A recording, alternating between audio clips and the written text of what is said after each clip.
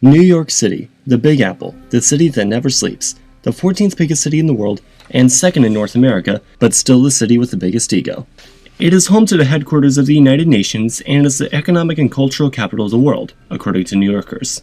But it is not the capital of the United States. That honor instead goes to Washington, D.C. So why is that? A lot of countries around the world have capital cities nowhere near as big as the largest cities, which can trip up anyone trying to guess the capital of a given country. For example, the capital of Turkey is not Istanbul, but Ankara. The capital of Canada is not Toronto, it's actually Ottawa. The capital of Australia is not Sydney, but Canberra, etc. So why do some countries do this? For a government of, by, and for the people, wouldn't it make sense to put the capital where most of the people already are? To answer this question, it is really important to understand the history of each respective country. Before 1776 AD, also known as 1 AF, the east coast of North America was settled by lots of European countries, but mostly by Britain, who established/took over settlements that would eventually become some of the largest cities on the eastern seaboard today, including but not limited to New York, Boston, Philadelphia, Baltimore, and Charleston. However, one place that didn't exist back then was Washington, D.C., which sounds like it would make the answer even more complicated, but actually hints at a very important point in the story.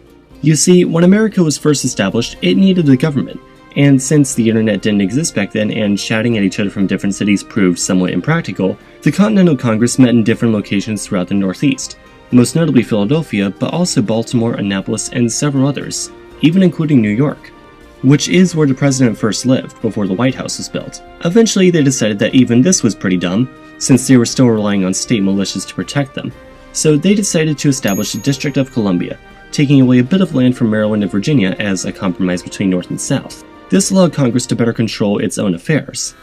And to this day, Washington, D.C., though it may seem to act like it, is actually not a city, but a federal district. This means that its budget and laws are under the control of Congress, since it's where Congress lives. So anything major that happens in D.C. would also likely affect all of that important stuff downtown. So planners need to be very careful in the district. This is why D.C. residents didn't get the right to vote in presidential elections until the 60s, and why D.C.'s license plates say taxation without representation. Now, up in the Great Friendly North, Ottawa is certainly no small city, but it's nowhere near as big as its close neighbor, Toronto. So why is it the capital of Canada? From 1841 to 1867, there was the Colony of Canada, which also moved the capital every time the emperor died every few years, until eventually settling on Ottawa, which, unlike DC, was actually already an established settlement before being chosen as the capital. Because of this, it was Queen Victoria's government who decided on Ottawa, as none of the Canadian officials could agree on a specific place. Ottawa was chosen for two reasons. First, its location, surrounded by dense forest and far from the US border, making it easier to defend. Or, well, maybe in principle. And second, because it was right between the major cities of Ontario and Quebec, making a compromise between East and West. As you'll no doubt remember from my History of Australia video, how could you not remember, it was literally uploaded 2 weeks ago, this is similar to how Canberra was chosen to be the capital of Australia, as it was a compromise between Sydney and Melbourne. Basically, a district was drawn out of the state of New South Wales, and it was decided that a new capital would be built there. At least 160 kilometers away from Sydney, and Melbourne would be the seat of the government while Canberra was being built up, but they agreed not to call it the capital. From 1453 to 1922, the capital of the Ottoman Empire was the city of Istanbul, which nowadays is still the largest city in not just Turkey, but all of Europe, depending on how you count Europe. However, when the Turkish Republic was founded in 1923, Mustafa Kemal Ataturk moved the capital eastward to the city of Ankara, which was the location of the headquarters of Ataturk's resistance movement. Today, Ankara has actually recently surpassed Izmir to become Turkey's second biggest city, so actually they're getting quite up there now.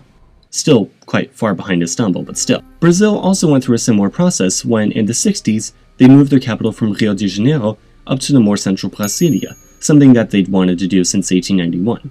Brasilia was founded in 1960 and was built up from scratch as a sort of master planned city, kind of like what was envisioned for Washington, D.C.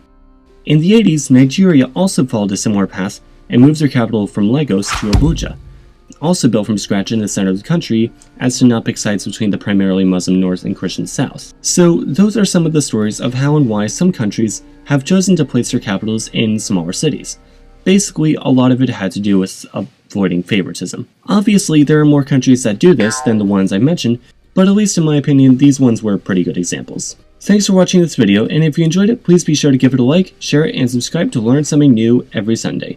Also, be sure to follow me on Twitter, @Canubis, for updates, announcements, votes on future videos, and other random thoughts from me. Just thought I'd put it out there.